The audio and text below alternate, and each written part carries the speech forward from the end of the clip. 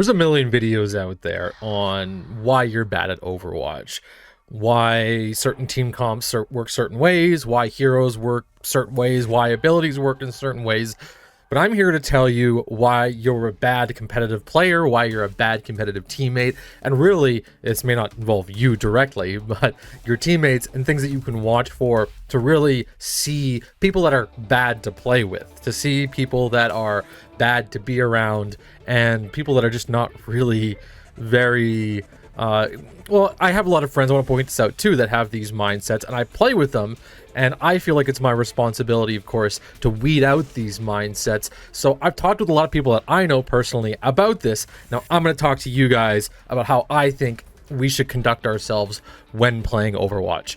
This video, we're going to have two major concepts, and the number one concept I see all the time is blaming teammates.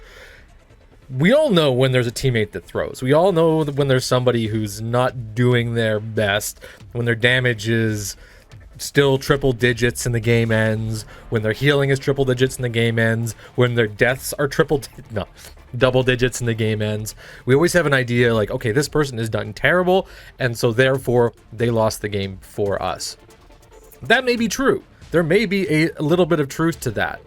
But when you put the full blame on somebody, you're actually saying something very different. And I've been in groups of people where everybody's like, oh yeah, this person sucks. And I've even been this person to go, yeah, this person sucks. But to me, that's highlighting how bad we are at the game, not how bad the one player is that failed us for the overall team composition or the overall team structure. Why is that? Because, well, the mark of a good player, the mark of somebody who knows what they're doing, really is somebody who always knows how to deal with a plan B.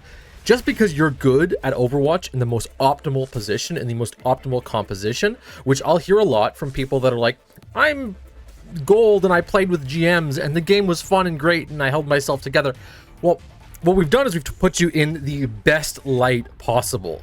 If for any situation those things mess up, that's where the good player comes in. That's where the professional comes in. That's why you bring somebody in who knows what they're doing, because that person is defined as better than everybody else. You'll see a lot of players, a lot of high tier Overwatch players do unranked to GMs.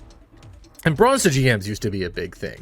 The reason why those guys do that is because they want to show you, they want to show us, they want to show the community that it doesn't matter what happens in the game, they're the ones who have to take responsibility for it. Because if you do have a feeding Genji on your team, if you do have an enemy Winston that's all over your ass, and for some reason your Brig won't heal you, or is not there, or somebody else isn't there to actually help you, then your response defines how good you are as a player. If at the end of the game, I'm like, oh my gosh, this Winston kept jumping me, our Reaper was off doing God knows what, and I was playing Ana the whole time, that is my damn fault. That transitions us over into my second concept, which is very closely intertwined with the concept of not blaming people. But it's switching heroes. We all know, and we've all been in games where someone's like, you just need to play this hero. Or even too, you may have been in a game yourself where somebody on your team should be playing, or seems like they should be playing some hero to make things easier for you, but they're not switching. They don't want to switch. Well, there's actually going to be a whole different mindset with that, or a whole different concept, because when you're dealing with a high tier player, and this is something that most players, they're only just parroting what their favorite streamer or what their favorite content creator is saying. When you watch a high tier player and they're in that position where everything needs to be perfect, and they really, really, really need somebody to switch, or they feel they need somebody to switch, their response matters a lot more, and they're a lot better at those responses than you, the average player. Where am I going? What am I doing? How am I sticking this together? Well, when you're at a low tier rank, if let's say you're diamond and below, if you're masters and below, even if you're GM and you're not top 500 and below, yes, there will be times where a player's pick or something that they are doing with that player pick, with that hero, is so incorrect that you feel like you will not win the game if you try and you replayed the game 1,000 times over. That may be true. But if you're complaining about that hero, that's the mark that you don't deserve to go any higher.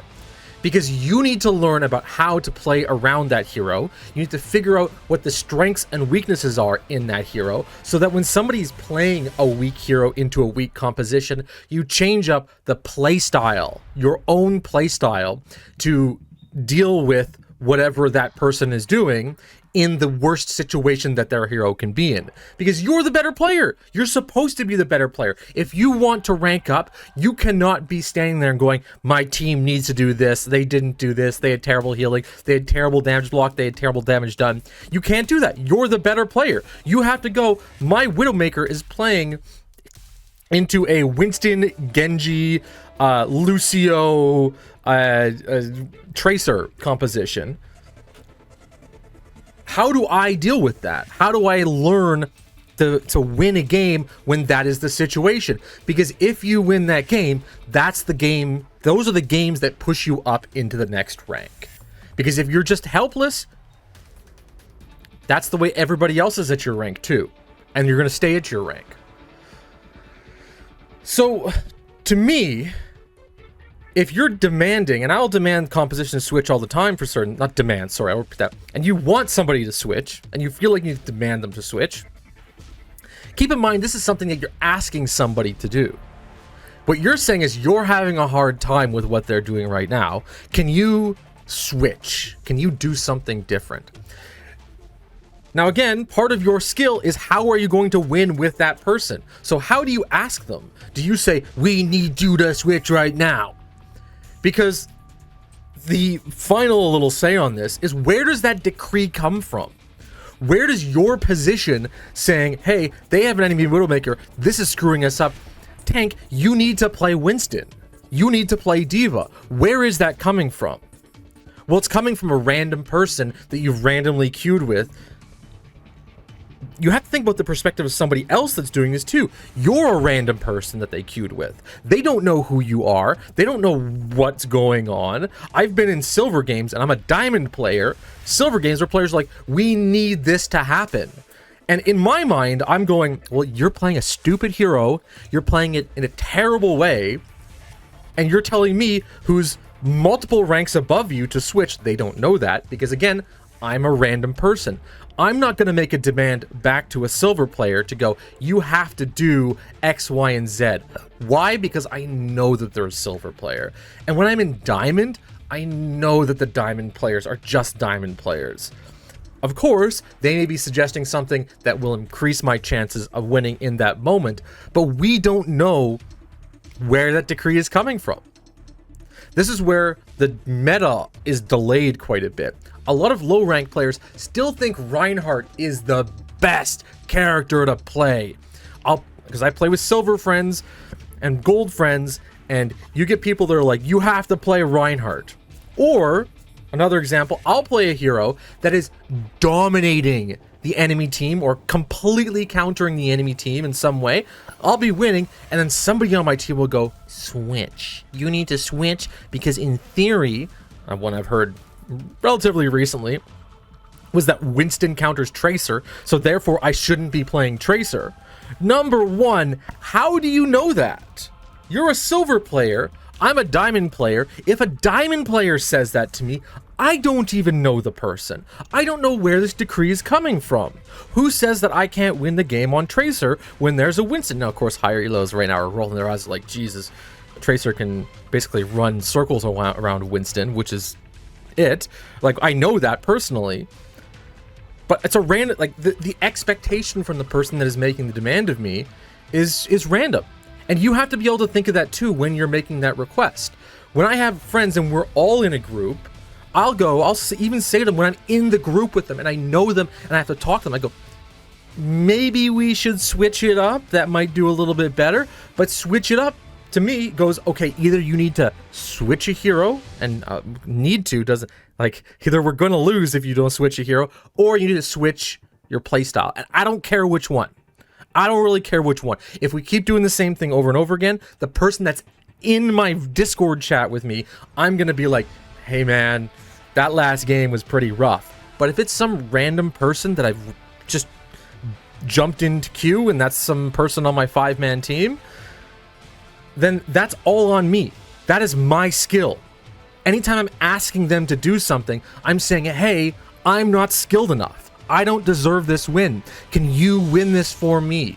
And then not only that too, if they pick that hero and they don't play that hero properly, quote unquote, properly being the decree from me, that is, it's the proper way of playing the hero, and they don't do what I want them to do, I still have to work around them. There are way too many games, and as somebody who plays all roles and probably has more time on all roles than the vast majority of players have on any one of their roles, there are way too many times that I've seen supports just let their tank die, or let their DPS die, or let me die in a moment where it's like, you need to commit to them.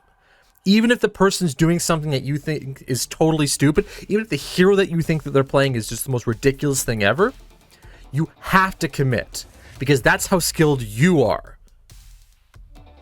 Anyways, thank you guys so much for watching. Of course, if you have any opinions on opinions in Overwatch, please leave them in the comments below. If you have somebody that they're a good friend and you get so frustrated with them always making demands of other people, and especially they're not top 500, they're not top 100, they're not top 10, then they have no opinions, because there have been one tricks on, well, send them this video. They have no opinion on it. Send them the damn video, because there are one tricks in the #1 slot all the time that are not the meta characters, and you can't tell me that those characters are not useful, because they're #1 slot. Tell me below too, what's the stupidest complaints that you've had from people? I've heard some dumb fucking complaints. And also maybe, what are some complaints that you've had of other people that later on you have decided, maybe that was a dumb thing that I said.